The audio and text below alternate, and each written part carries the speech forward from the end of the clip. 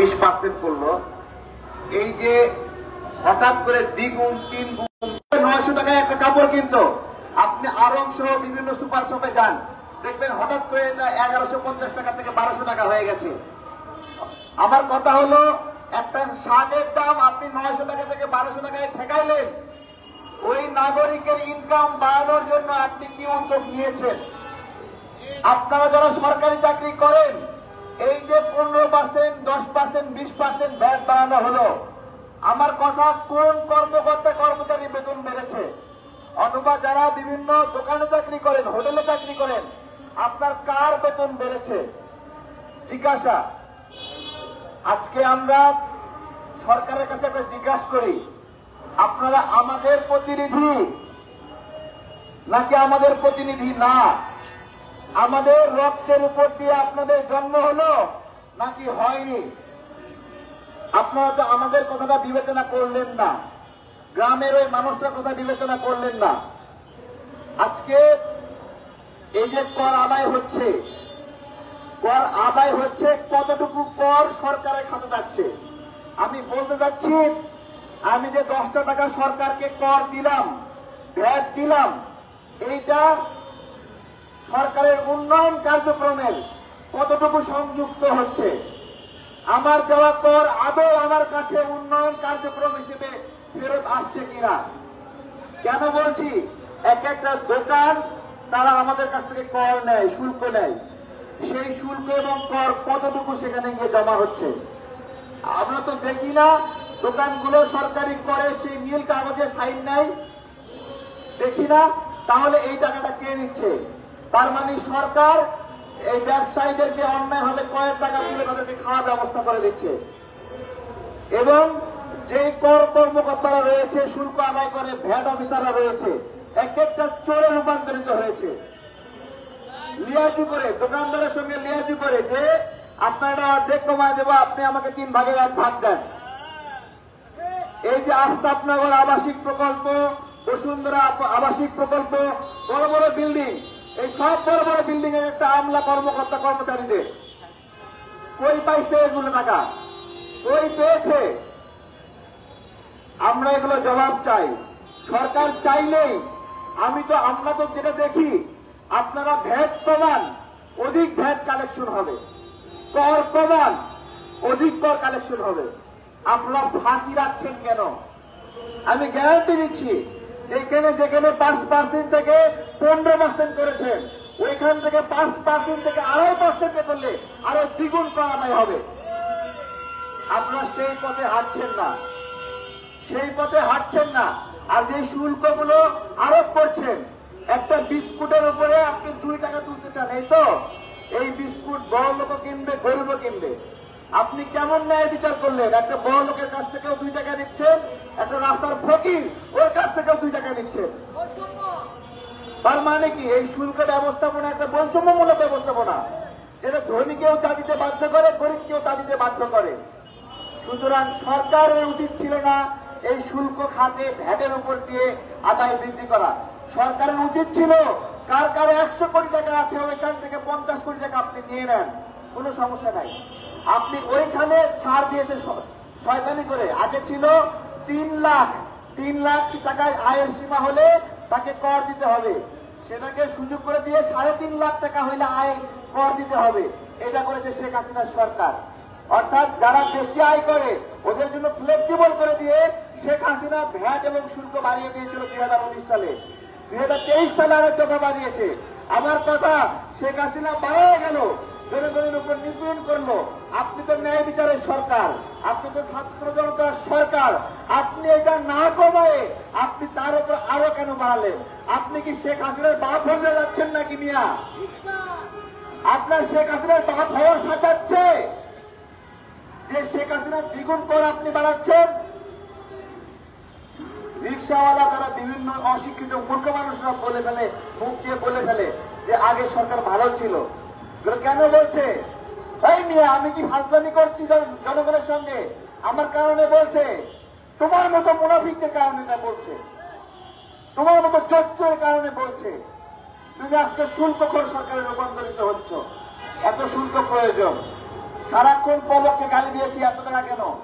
এখন নাইট হয়ে গেছে পলকের বড় ভাই হওয়ার সাথ যাচ্ছে পলকে, টাকা দিয়ে আনতে হয়নি। যখন সুযোগ পাবে, যখন মনে করবে তারা পাগলও না, আমি ডাকলেই হুড়মুড় নামে পড়বে এরকম না, তারা দেখছে।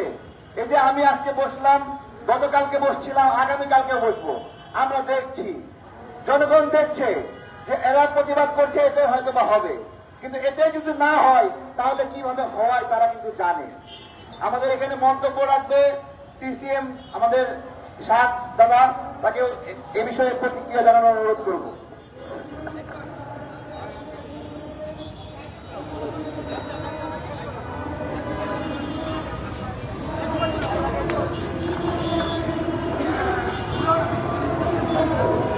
তারাই থাকতে পারি না, তারাই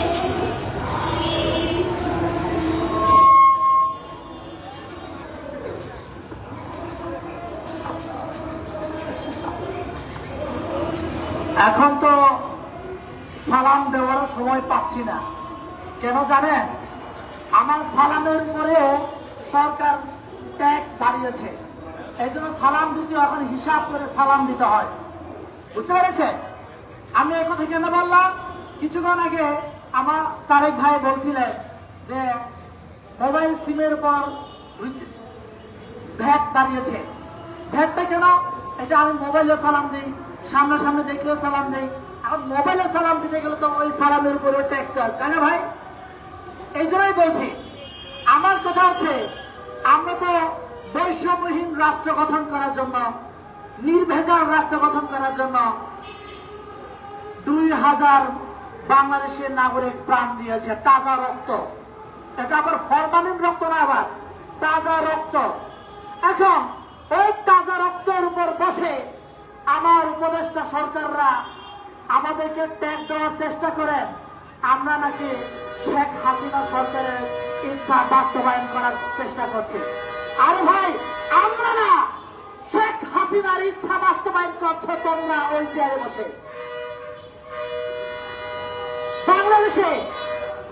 বাংলাদেশে প্রতি 7 মিনিটে একটা প্রাইভেট কার অনুমোদন হয়।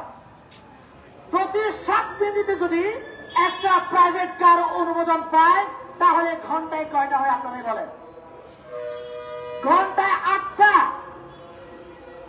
তাহলে দিনে কয়টা হয়? প্রায় 200টার মতো গাড়ি অনুমোদন পায়। এই গাড়িতে কারা চড়ে? এই গাড়ি থেকে আমি চড়ি, এই গাড়ি থেকে আপনারা চড়েন। এই গাড়িতে চড়ে কারা?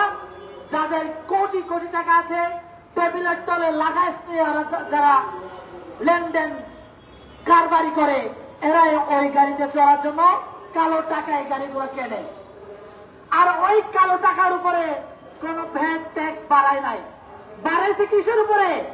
বাড়াইছে বাংলাদেশের অর্ধেক নাগরিক মহিলাদের নিত্য প্রয়োজনীয় দ্রব্য, স্যানিটারি ন্যাপকিনের উপরে ওরা ভ্যাট বাড়িয়েছে। এরা কিসের বৈষম্যহীন রাষ্ট্র গঠন করতে চায়? আমার প্রশ্ন। কিছুক্ষণ আগে ছোট একটা মেয়ে আমার এখানে এসেছিলেন। এই মেয়েটা একদিন কিশোরী হবে, এই মেয়েটার একদিন স্যানিটারি ন্যাপকিনের প্রয়োজন হবে।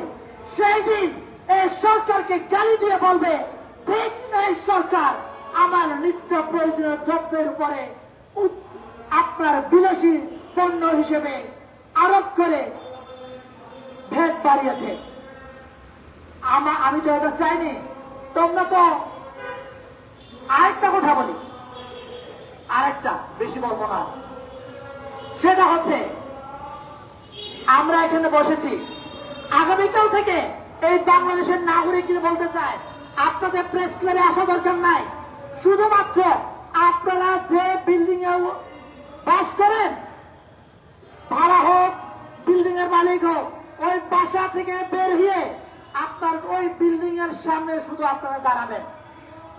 আমি বাংলাদেশের মেয়েদেরকে, আপুদেরকে, মাদেরকে, বোনদেরকে অনুরোধ করতে চাই, আপনারা রাস্তায় নেমে বলবেন আগামীকাল থেকে স্যানিটারি ন্যাপকিনের উপরে যে উচ্চ বিলাসী পণ্য হিসেবে আরো আপনারা আখ্যায়িত করে যে উচ্চ মূল্য কর ট্যাক্স বাড়িয়েছেন ওটা আমরা প্রত্যাহার চাই।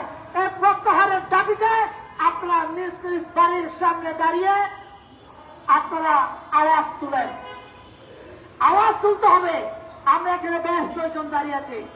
আমি চাই আমাদের এই আন্দোলনের সাথে সম্পৃক্ততা ঘোষণা করে আপনার নিজ নিজ অবস্থান থেকে, যে যার অবস্থান থেকে ফ্যাসিস্ট শেখ হাসিনাকে তাড়ানোর জন্য যেমনটা গাড়ি ভাড়া করে আনা লাগেনি, যেমনটা মাইকিং করে আনা লাগেনি, এইভাবে আপনারাও এই ভ্যাট ট্যাক্স কমানোর জন্য আপনারাও রাস্তায় নামেন।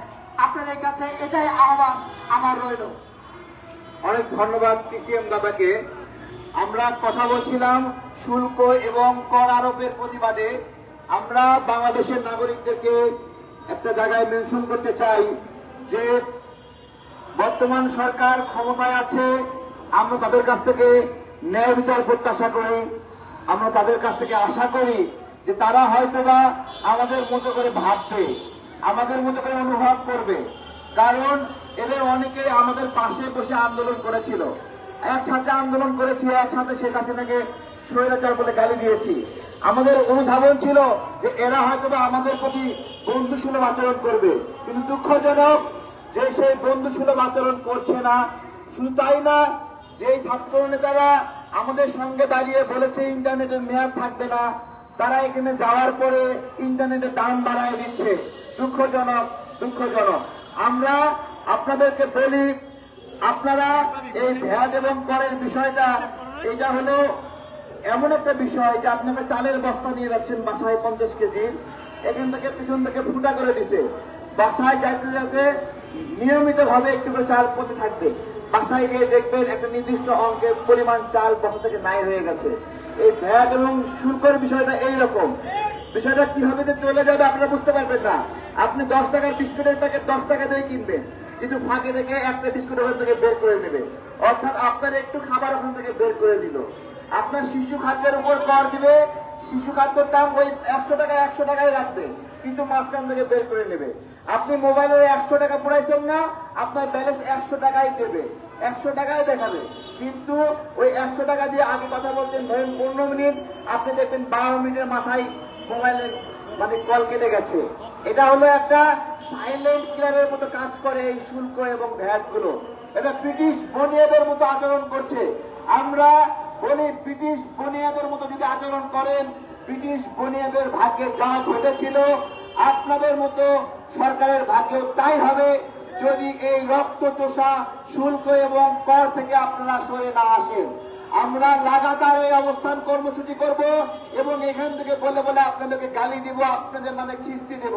আমরা দেখতে চাই কতদিন আপনারা এই গালি এবং খিস্তি শুনতে চান, আমরা দেখতে চাই। আমরা থামবো না এবং আমরা বলছি আপনারা যদি শুল্কখোর হওয়ার চেষ্টা করেন, আমরা এই শুল্কখোরের বিরুদ্ধে গণপ্রতিবাদ গড়ে তুলবো ইনশাআল্লাহ। আমাদের অবস্থান কর্মসূচি চলবে। আপনাদের কোনো প্রশ্ন আছে সাংবাদিক ভাইদের? ভাই আমরা তো নিতে পারলাম না। কোনো প্রশ্ন থাকলে প্রশ্ন করেন, আমি উত্তর দিচ্ছি।